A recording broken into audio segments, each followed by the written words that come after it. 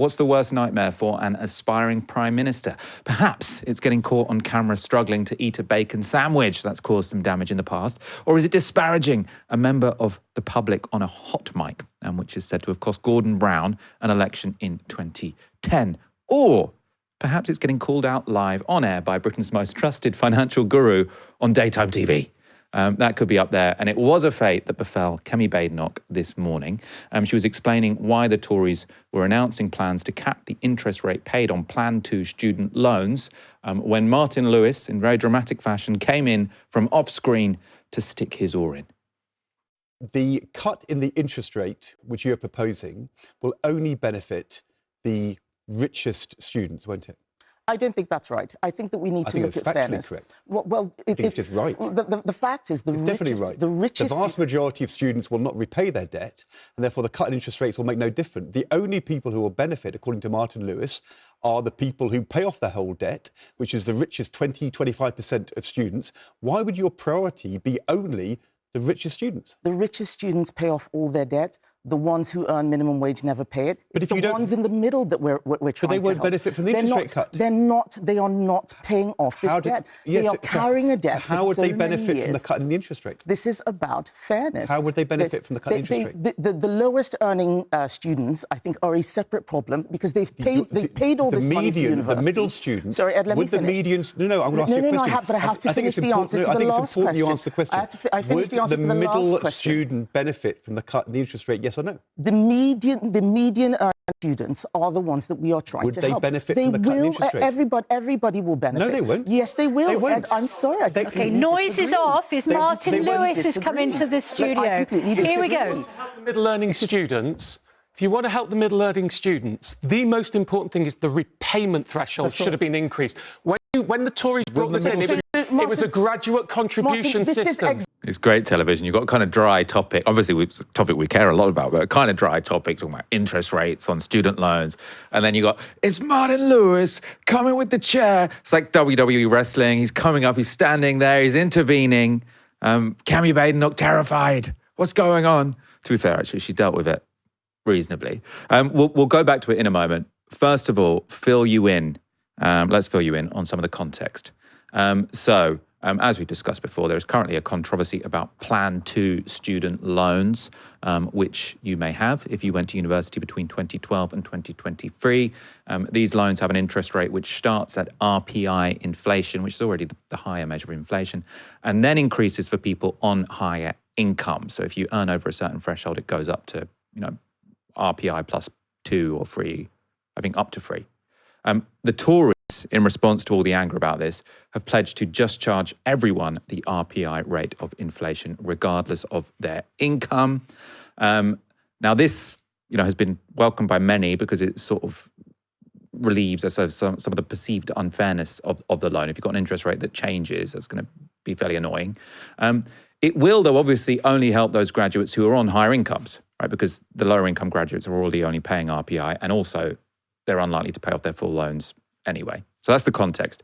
Let's look at the rest of that, Barney. Exactly why young people are suffering. We've got lots of people who finished university when they didn't have to pay fees, didn't have to take out loans. And now you're all saying, oh, nothing can be done, don't do this. I'm not saying nothing can be done, I'm saying what you should do. Well, I'm the first person who's even trying to solve this problem. Shall we have a chat about it? Because I think you've got the right idea, but this is not a solution that will help the middle-earning students. Martin, if you want us to have a debate, I'm very happy for us to have a debate. Does the middle student benefit from a cut in interest rate? I think people need to even know what it is I'm talking about. You're both talking over me. Excuse me. Let me explain what my policy is. I want to make sure that those young people who are paying and their debt is not going down get a relief. If you think that there's a better offer, let's look at it. But what's made the difference now is that in her budget, Rachel Reeves raised the threshold, so it's dragging more people into it. Freezing the threshold. Increase the number of people getting in because the threshold has been frozen. I don't think this is fair. Agreed. The whole student loan system is not working properly. Someone has to do something. Definitely. And the thing that shocks me is that the minute I say, well, let's do something, everyone says, oh, no, this is not the right thing. We're going round cutting in the circles. interest rate doesn't help them. That's the trouble. So we should not be making money off graduate student loans. That is not right. I 100% agree with you in principle, and I've objected to it since when the Conservative government brought it in 2012. I said we shouldn't have above inflation interest rates on Plan 2 I'm student glad we loans. agreed. That was 5 years before I became an MP. A new generation of Conservatives where we are now, and we are changing as things. the interest has already been added to so many students' loans, lowering the interest rate now will only help those who can clear within the 30 years, which means lower and middle earning graduates won't benefit from that change. And just to break that down, Martin Lewis is saying that lowering interest rates will only make a difference to those people who will ever clear their debts. So your debts get wiped after 30 years. Not many students actually will pay it off before that 30 years. So it doesn't really matter if at the 30-year moment you've got 10,000 or 30,000 because it's all, it disappears at that point. Only a minority of students ever pay it off before that 30-year limit is reached, which means that for the majority of students, or not students because we're talking about graduates here, what matters most isn't the total amount of your debt, which goes up with interest, but rather the threshold at which you start paying back that debt, which in other words, sort of the marginal tax you pay above the threshold, or the threshold at which you start paying that extra marginal tax, which is the 6 or 9% that goes towards your student loan. So Martin Lewis saying what the Tories should have proposed is to raise the threshold at which the student loan begins to be paid back instead of sort of fixing the interest rate at a lower level. Helena, who's right? Well, I mean, it seems to me that the Conservative position on this is coming from an ideological position of we treat education like a commodity. They've paid for the commodity, so we shouldn't change the number of people who pay as much towards the commodity as possible before it gets written off. But what we should do is ensure that no one pays more than what they originally did in terms of real value, because otherwise that undermines the contract between the state and the people. And whilst I understand that position, I totally disagree because I don't think education is a commodity. Whereas with Martin Lewis, it's a very kind of perfunctory argument of, well, I don't really care whether we charge people for education or whether we pay for it through general taxation. What I actually have an immediate concern with is who can afford to live? How are we going to deal with people's disposable income now during a cost of living crisis? And I have far more of a sympathetic viewpoint with what Martin Lewis is saying here. First of all, as has been pointed out already, because it broadly benefits poorer students who are less likely to pay off their student loan and just going to sit there with a huge additional marginal tax rate that is making it increasingly unaffordable. Some richer old people will not pay as high a marginal tax rate, even though they went to university and got the university paid for free at the point of use through general taxation. That's even more intergenerational unfairness on top of the fact that you're being charged for education in the first place.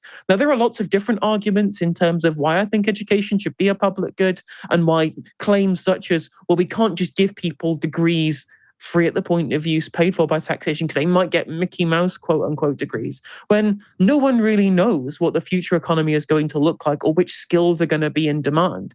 By putting all of the onus on students at the age of 17 in lots of cases to decide what their future career trajectory should be based upon the economic status of the country right now is nonsense, when in 30 years' time, when these people will still be in the workforce, it could look completely different. By encouraging high economic uptake of educational resources, whether it be apprenticeships or degrees, that creates a reserve of people with educations to be able to draw upon redundant capacity should the economy look different. Like, we don't know if in 25 years' time it might lead loads of media studies graduates that everyone is poo-pooing as being totally irrelevant right now who are getting Mickey Mouse degrees.